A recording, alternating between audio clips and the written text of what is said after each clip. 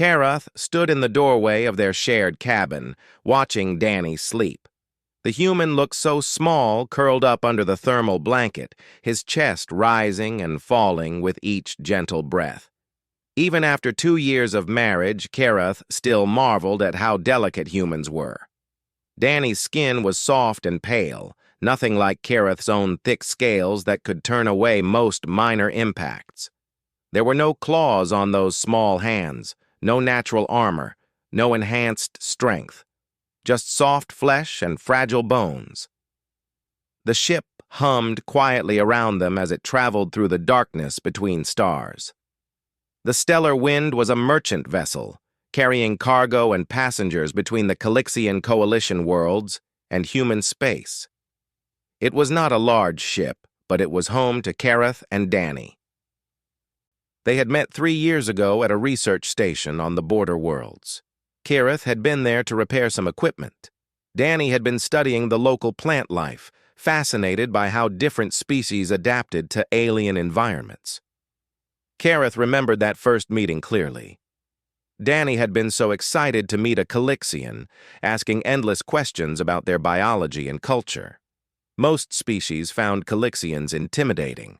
They were tall, covered in greenish-brown scales with sharp teeth and powerful limbs. But Danny had looked at Karath with genuine curiosity and warmth. Within weeks, they were spending every free moment together. Within months, they were in love. Danny stirred and opened his eyes, smiling when he saw Karath watching him. "Morning already?" he asked, his voice thick with sleep. "It is time for the day shift," Karath said, moving to sit on the edge of the bed. "How did you sleep?" "Good. Dreaming about those samples I collected from the last station."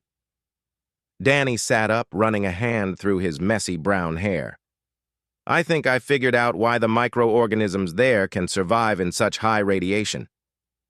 Karath helped Danny out of bed, steadying him when he stumbled slightly. This was normal. Humans were not very coordinated when they first woke up. "You must eat breakfast before you lose yourself in your work again," Karath said firmly. Danny laughed. "Yes, dear." They made their way to the small galley where other crew members were already eating. Captain Vrix, an older Calixian with scars from many years of space travel, nodded to them as they entered. Lisa Murray, the ship's medical officer, waved from her table. She was human like Danny, with short red hair and a friendly smile. Greg Palmer, the navigator, was also human. He was focused on a data pad, barely looking up as they passed. Karath prepared food for both of them. Danny needed special meals because humans could not digest many of the proteins that other species ate. They also needed specific vitamins and minerals. It was complicated, and Karath worried constantly about Danny's health. Just last week, Danny had bruised his arm badly when he bumped into a door frame. The bruise had lasted for days, an ugly purple mark that made Karath wince every time they saw it. "You worry too much," Danny said, noticing Karath's concerned expression. "I'm fine. Humans are tougher than we look." "You have no scales, no natural defenses," Karath said, not for the first time. "Your immune system requires constant medication to handle alien environments. You are fragile." Danny took Karath's large, clawed hand in his own small one. "I survived 28 years before meeting you. I think I can handle a few more." Before Karath could respond, an alert sounded through the ship's speakers. Captain Vrix's voice came through the intercom. "All crew to the bridge. We have received a distress signal." Everyone moved quickly to the bridge. The main view screen showed a cargo hauler drifting in space. Parts of its hull were damaged, and it was not moving under its own power. The distress beacon was broadcasting automatically. "Can you identify the ship?" Captain Vrix asked Greg. Greg checked his console.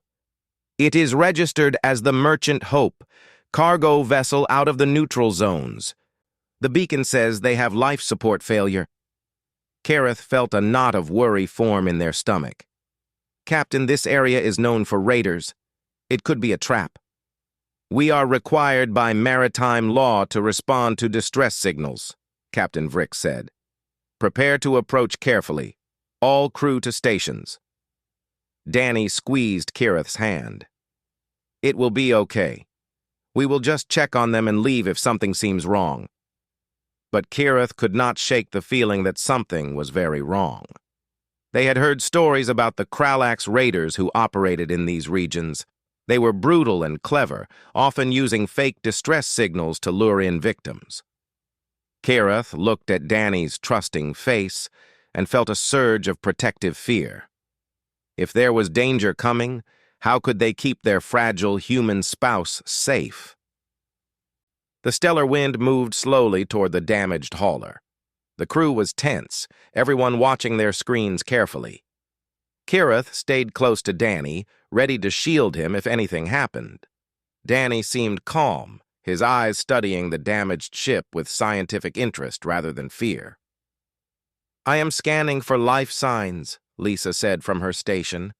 "I am reading approximately 15 beings on that ship. Most seem to be in the cargo bay area." "That is strange," Greg muttered. "Why would they all be in the cargo bay if they have a life support failure?" Captain Vrick's eyes narrowed. "Slow our approach. Something does not feel right." But it was too late. The damaged hauler suddenly blazed with light as its engines powered up. 3 more ships appeared around them, their cloaking fields dropping away. They were Kralax raiders, their ships bristling with weapons.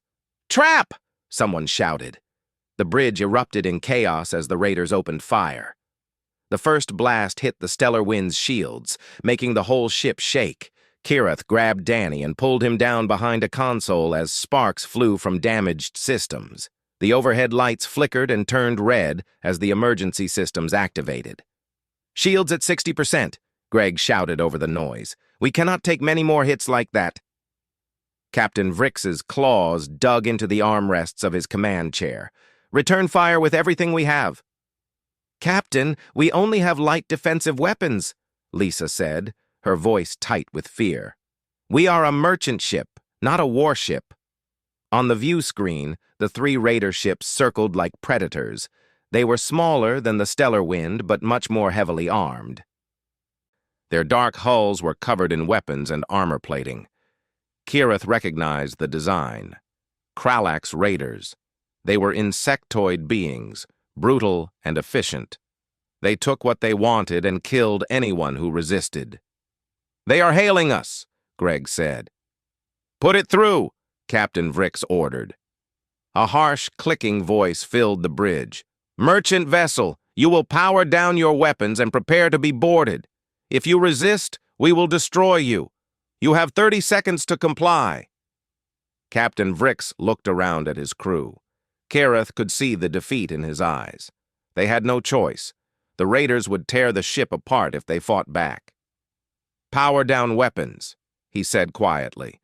"All crew, do not resist. Let them take what they want. Lives are more valuable than cargo." Kirith felt Danny trembling in their arms and held him tighter. "Stay close to me," Kirith whispered. "I will protect you." Danny nodded but said nothing. His face was pale, making the small scar on his chin stand out more clearly. Kirith had asked about that scar once, and Danny had said it was from a childhood accident. Looking at it now, Kirith wished they had asked more questions about Danny's past. But there had always seemed to be so much time. The ship shuddered as docking clamps attached to the hull. The sound of cutting torches echoed through the corridors. The raiders were forcing their way in through the airlocks. Within minutes, the bridge doors exploded inward. Smoke filled the room.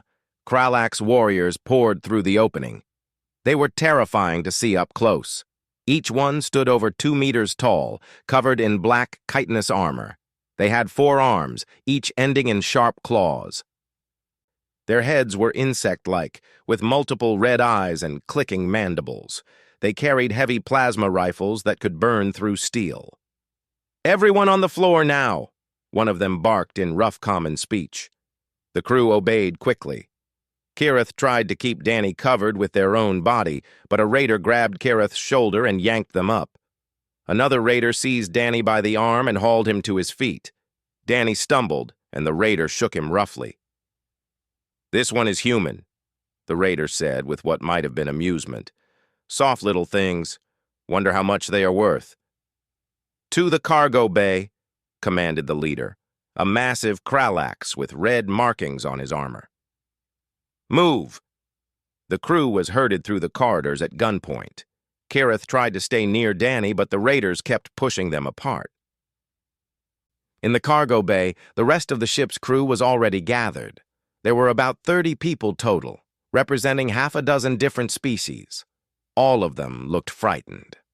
The raider leader stepped forward, his multiple eyes scanning the prisoners.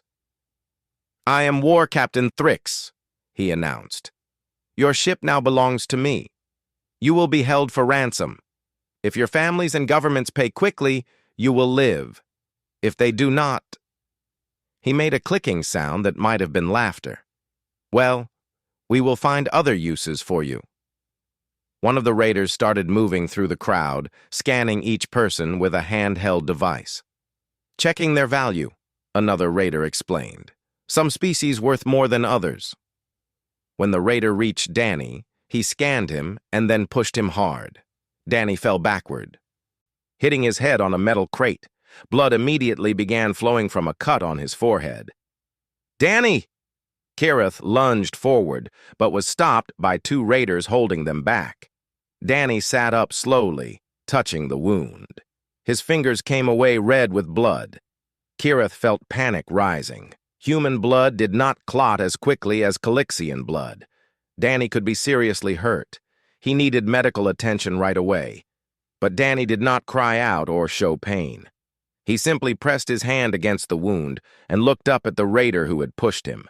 There was something in Danny's eyes that Kirith had never seen before. It was not fear. It was something cold and calculating, like a predator studying prey. Lisa caught Kirith's attention from across the cargo bay. She was also watching Danny with an odd expression. Greg was too. And now Kirith noticed that both humans had gone very still. They were not trembling like the other prisoners. They were watching, waiting. "Separate them by species," Thrix ordered his warriors. "I want to know exactly what we have here." The raiders began pulling people apart, organizing them into groups. They grabbed Danny roughly, trying to drag him away from Kirith. Danny turned his head slightly and whispered something to Lisa. Kirith barely heard it over the noise and chaos. "Remember your training." Training? What training? Danny was a scientist, a gentle researcher who spent his days studying plants and microorganisms. What training could he possibly have?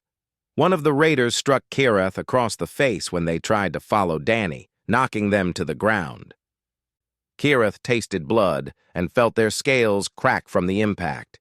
Through blurred vision, they saw Danny being pushed toward the far wall with the other humans. And then something changed. Danny stopped moving like a scared prisoner. His whole body language shifted. He stood differently, balanced on the balls of his feet. His eyes, which had been watching the raiders carefully, now tracked them with precision. When the raider holding his arm turned away for just a moment, Danny moved. It happened so fast that Kirith almost missed it. Danny's hand shot out and struck the raider's thorax joint, the weak point where the chitinous plates met. The raider made a choked clicking sound and released him. Danny grabbed the plasma rifle from the raider's loosened grip, spun it around, and fired twice. Two raiders fell before anyone could react. The cargo bay erupted in chaos as Danny's gentle demeanor shattered like glass, revealing something fierce and deadly underneath. Kirith watched in stunned disbelief as Danny dropped into a combat stance, the stolen plasma rifle held with practiced ease. This was not the gentle scientist who collected plant samples and got excited about microorganisms. This was someone else entirely, someone who moved like they had been born holding a weapon. Lisa and Greg moved at the same moment Danny did. Lisa disarmed the raider nearest to her with a swift kick that connected with the Kralax's knee joint. The creature went down hard, and she had its weapon before it hit the floor. Greg threw himself at another raider, using his smaller size to get under the creature's defenses. Within seconds, all three humans were armed and fighting. "Defensive positions!" Danny's voice rang out across the cargo bay, and it was nothing like his normal soft tone. This voice was hard, commanding, the voice of someone used to giving orders in combat. "Lisa, cover the left corridor. Greg, take the right. Everyone else, get down and stay down." The other prisoners dropped to the floor immediately. The raiders, caught off guard by the sudden resistance, scrambled to regroup. Thrix roared orders in his own language, but his warriors were already falling back under the precise fire from the three humans. Danny moved across the cargo bay like water, smooth and unstoppable. He fired in short, controlled bursts, each shot hitting exactly where he aimed. A raider charged at him from the side, all four arms reaching to grab him. Danny ducked under the creature's grasp, came up behind it, and struck it hard in the back of the head with the rifle butt. The raider collapsed. Kirith had never seen a human move like this. Danny was fast, faster than should be possible for his small frame. And he did not stop. Even when a plasma bolt grazed his shoulder, burning through his uniform and into his flesh, he barely flinched. He just kept fighting, kept moving, kept firing. "Fall back to the docking airlocks!" Thrix screamed at his warriors. "Regroup and bring heavy weapons!" The raiders retreated in disorder, something Kareth would never have imagined possible. Kralax were known for their courage in battle, but they fled from three humans like they were running from demons. As soon as the last raider disappeared through the doorway, Danny slammed his fist on the door control. The heavy blast doors closed with a solid thunk. He immediately moved to a wall panel and started typing commands. "Greg, lock down all access points to this section," Danny ordered, his fingers flying over the controls. "Lisa, check the wounded. We have maybe 5 minutes before they come back with reinforcements." "On it," both humans responded without hesitation. Captain Vrick slowly stood up, staring at Danny with wide eyes. "What? What are you?" Danny did not look up from the controls. "Right now, Captain, I am the person trying to keep everyone alive. We can discuss my background later." Kirith finally found their voice. "Danny." They stood on shaking legs and moved toward their spouse.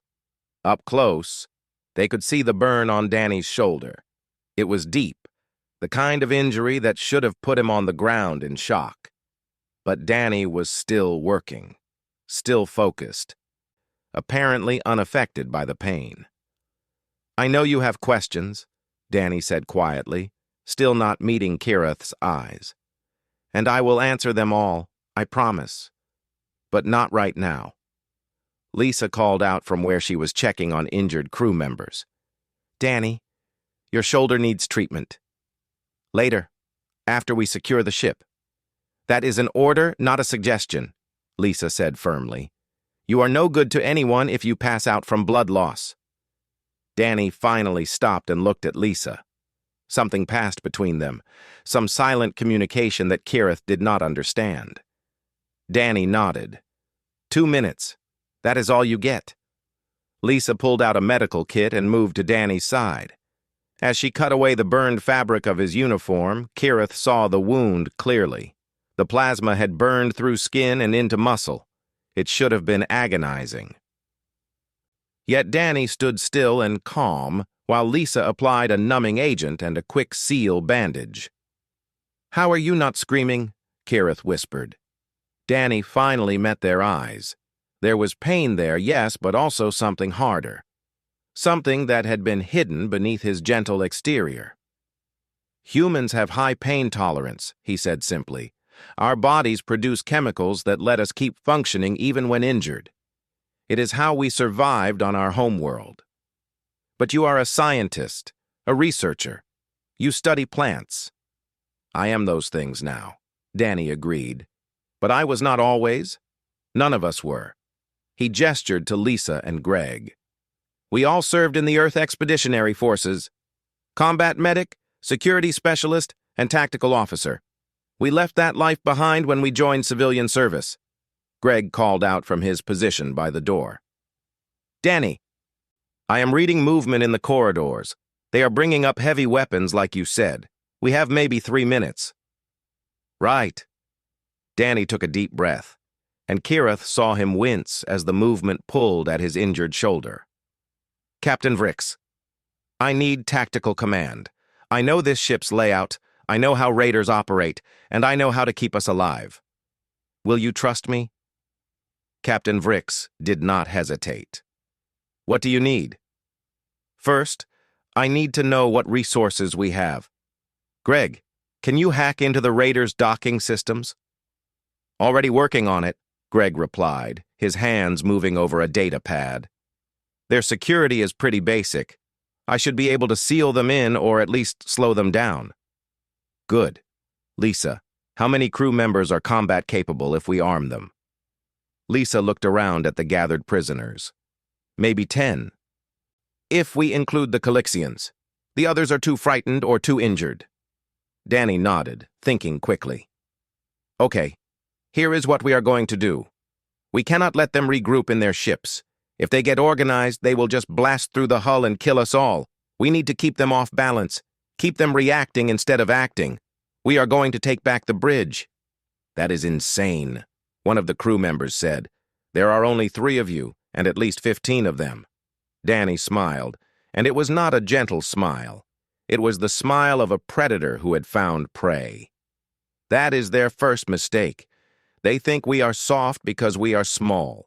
They think we will break easily because we have no natural armor.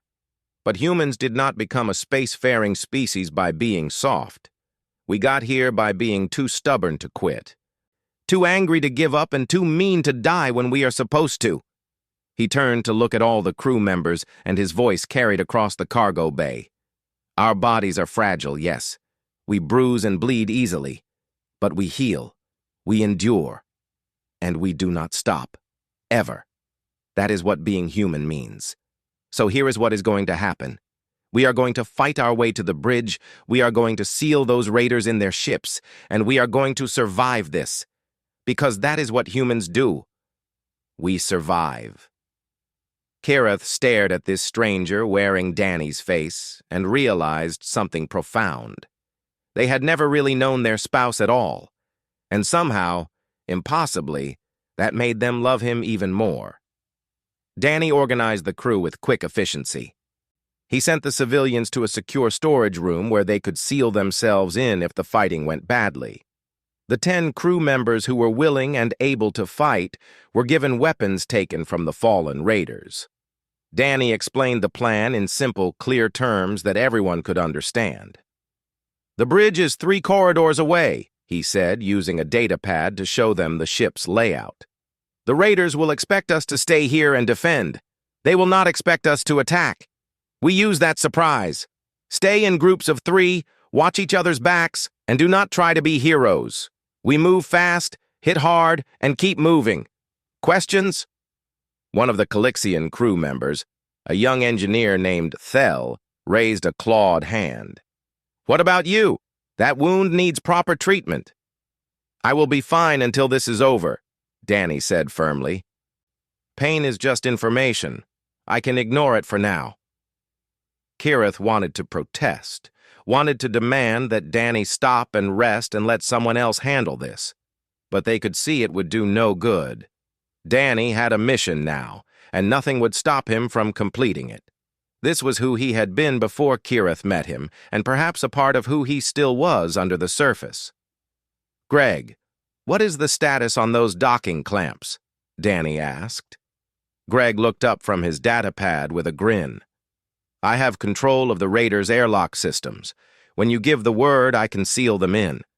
They will be trapped on our ship with no way back to their vessels. Perfect. That means we do not need to worry about them calling for reinforcements or escaping. We just need to deal with the ones already on board.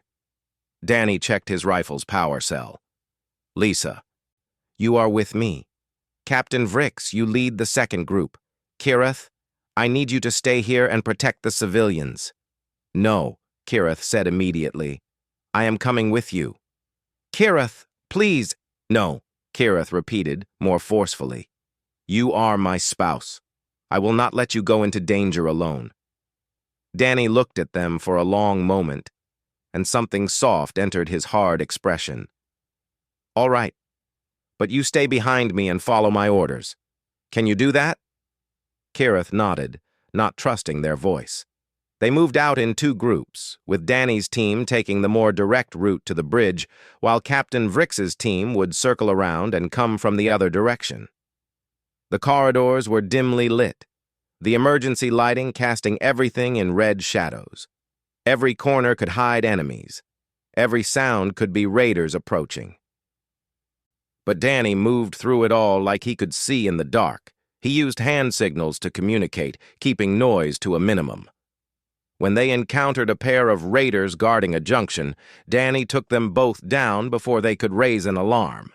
His movements were precise and brutal, wasting no energy on unnecessary actions.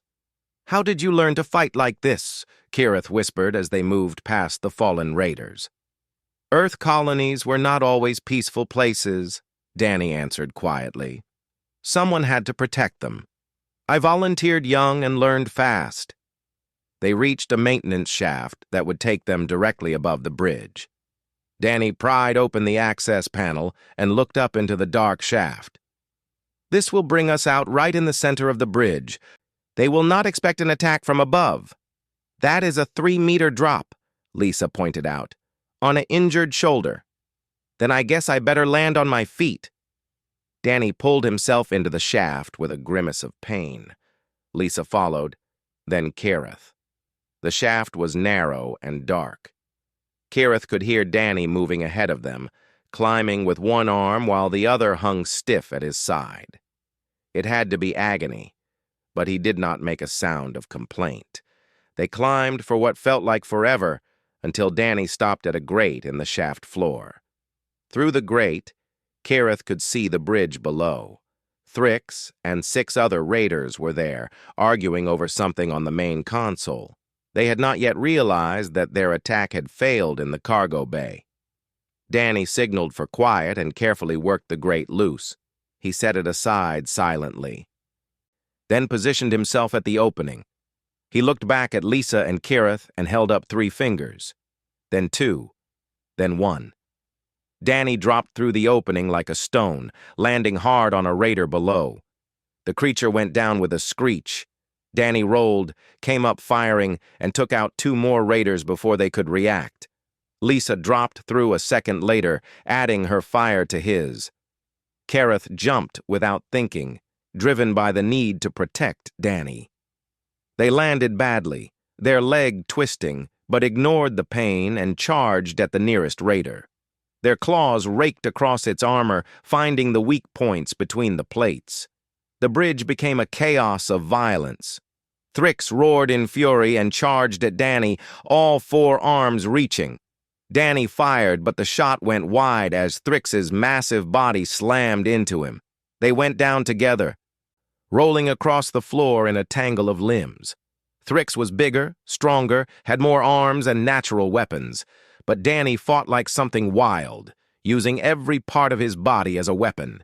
He bit. He clawed with blunt human nails. He struck at vulnerable spots with elbows and knees. When Thrix tried to crush him, Danny twisted in a way that should have broken bones, but somehow did not. Humans evolved as persistence hunters, Danny shouted as he fought, his voice strained but fierce. We chased our prey until they collapsed from exhaustion. We can take damage that would kill other species and keep coming. We can lose blood and keep fighting. We can break bones and keep moving because we refuse to quit. Kirith tried to help, but Lisa pulled them back. Do not interfere. He needs to do this. But he is wounded. He is smaller. Watch, Lisa said. Danny got his legs under Thrix's body and kicked with all his strength. The massive raider flew backward, crashing into a console. Before Thrix could recover, Danny was on him. He pressed the plasma rifle against Thrix's head. Surrender, Danny said, breathing hard. Order your warriors to surrender, or I will end you right here. Thrix's multiple eyes stared at Danny with something that might have been respect. "What are you?" he asked in wonder. "I am human," Danny said, "and you just learned why you should never underestimate us." Thrix clicked his mandibles in the Kralax gesture of submission. "My warriors will surrender." Danny kept the rifle trained on him. "Greg, seal the raiders in their ships. Captain Vrix, I need you to send a message to the nearest patrol. Tell them we have pirates to hand over." It was over. Somehow, impossibly, they had won. Danny stood there covered in blood, both his own and others, his shoulder wound bleeding through the bandage, his body shaking with exhaustion and adrenaline. But he was standing, still fighting, because that was what humans did. The hours after the battle passed in a blur. Coalition patrol ships arrived and took the captured raiders into custody. The crew of the Stellar Wind received medical treatment for their injuries. Engineers worked to repair the damage to the ship, and Danny finally allowed Lisa to properly treat his shoulder wound. Kirith sat beside Danny in the medical bay, watching as Lisa cleaned and sealed the deep burn. Danny's face was pale, and now that the adrenaline had worn off, he was clearly in pain. But he bore it in silence, his jaw tight and his eyes focused on something far away. "You are lucky," Lisa told him as she worked. "Another centimeter to the left and it would have severed a major artery. You would have bled out in minutes." "Luck had nothing to do with it," Danny said quietly. "I saw the shot coming and moved. Not fast enough, but enough to keep it from being fatal." Lisa finished her work and stepped back. "There. That should heal in a few weeks with proper rest. And yes, I said rest. Real rest. Not the kind where you keep working anyway." "Yes, doctor," Danny said with a small smile. Lisa squeezed his good shoulder and left them alone. The medical bay was quiet now, most of the injured crew members having been treated and moved to their own cabins. Kirith and Danny sat in the silence for a long moment, neither knowing quite what to say. Finally, Kirith spoke. "Who are you?" Danny looked down at his hands. They were covered in small cuts and bruises, the knuckles split from hitting raider armor. "I am the same person I have always been." "No," Kirith said firmly. "The Danny I married could never—" They struggled to find the words. "You were a soldier." "Yes, I joined the Earth Expeditionary Forces when I was 18. I served for 8 years on frontier worlds, protecting colonies from pirates and raiders and worse things. I was good at it. Very good." Danny's voice was flat, emotionless. "I killed people, Kirith. A lot of people. I did things I am not proud of. Things that were necessary but that haunt me still. Why did you never tell me?" "Because I did not want to be that person anymore." Danny looked up, and his eyes were filled with pain that had nothing to do with his physical wounds. "When my unit was disbanded after the border conflicts ended, I was given the choice to stay in the military or take a civilian position. I chose to leave. I went back to school, studied xenobiology, became a researcher. I wanted to build things instead of breaking them. I wanted to understand alien life instead of fighting it." "But you still remember how?" Kirith said. "You never forget. It becomes part of you like breathing." Danny reached out and took Kirith's hand in his own smaller one. "I did not lie to you. Everything I told you about myself was true. I just did not tell you everything. The person you fell in love with is real. He is who I am now. That soldier is who I was." "Both are you," Kirith said, beginning to understand. "You contain both versions." Danny nodded. "Lisa and Greg, too. We all left the service around the same time. We all wanted peaceful lives. But when danger came, we did what we were trained to do. We protected the people we care about." Kirith thought about this, turning it over in their mind. They had spent 2 years thinking they needed to protect Danny, treating him like he was made of glass. But Danny had never needed that protection. He was strong in ways Kirith had never imagined. "Your body is fragile," Kirith said slowly, "but your will is not." "That is the thing about humans," Danny said. "Our bodies are weak compared to most species. We have no natural weapons, no armor, no enhanced strength. But we evolved to survive anyway. We learned to endure pain, to heal from injuries, to keep going when we should stop. On old Earth, our ancestors would chase prey for days until the animal collapsed from exhaustion. We would walk through deserts and across frozen tundra. We would survive injuries that killed stronger creatures, because we refused to give up." "You scared me today," Kirith admitted. "Seeing you fight, seeing you injured but still moving. I thought you would die." "I was scared too," Danny confessed. "I am always scared in combat. But I could not let them hurt you. I could not let them hurt any of our crew. So I did what I had to do." He touched his shoulder gingerly. "And yes, it hurt. It still hurts. But pain is temporary. Death is permanent. I will heal." "How long will it take?" "A few weeks for the shoulder to fully heal. Maybe longer. Human healing is slow but effective." Danny managed a weak smile. "You will have to help me with things for a while. I make a terrible patient." "I will help you," Kirith promised. "But I will not treat you like you are fragile anymore." "I am fragile," Danny corrected gently. "My body is soft and breaks easily, but that is okay. Being fragile does not mean being weak. It just means I have to be more careful and more determined. Every human knows this. We live our whole lives in bodies that are easily damaged. So we learn to be tough in other ways." Captain Vrix appeared in the doorway of the medical bay. "Am I interrupting?" "No, Captain," Danny said, trying to stand. Kirith helped him, supporting his weight as he got to his feet. "I wanted to thank you," Vrix said formally. "You saved this ship and everyone on it. I have filed a commendation with the Coalition fleet. You and the other humans will be recognized for your bravery." Danny looked uncomfortable. "That is not necessary, Captain. We just did what anyone would do." "No," Vrix said firmly. "What you did was extraordinary. I have fought Kralax raiders before. They are brutal and efficient warriors. I have never seen them retreat from a fight. But they retreated from you. You made them afraid."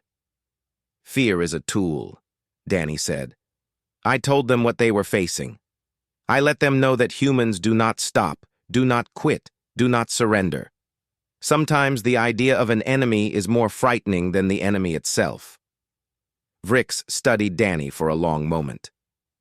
"I will admit, I always thought humans were not weak, exactly, but delicate, requiring protection. I see now that I was wrong. Humans are survivors. That is perhaps more dangerous than being strong." After Vrix left, Kirith helped Danny back to their cabin. They sat together on the bed, and Danny leaned against Kirith's shoulder carefully, mindful of his injury. "Do you still want to be married to me?" Danny asked quietly. "Now that you know what I am capable of?"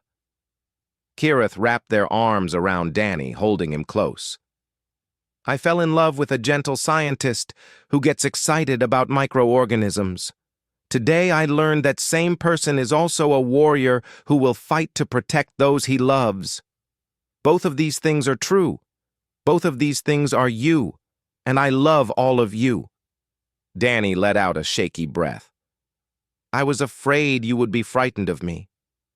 "I am not frightened of you. I am in awe of you." Kirith pressed their snout against Danny's hair. "You are right. Humans are terrifying, but I am very grateful you are on my side." Danny laughed, then winced as the movement hurt his shoulder. "Ow, do not make me laugh. It hurts." "Then I will have to be very serious from now on," Kirith said solemnly. "Please do not. I like it when you make me laugh." Danny shifted to look up at Kirith's face. "We are going to be okay, right? Us, I mean. We are going to be better than okay. Kirith promised, "because now I truly know you, and you are magnificent." Outside the viewport, stars streamed past as the stellar wind continued its journey through space.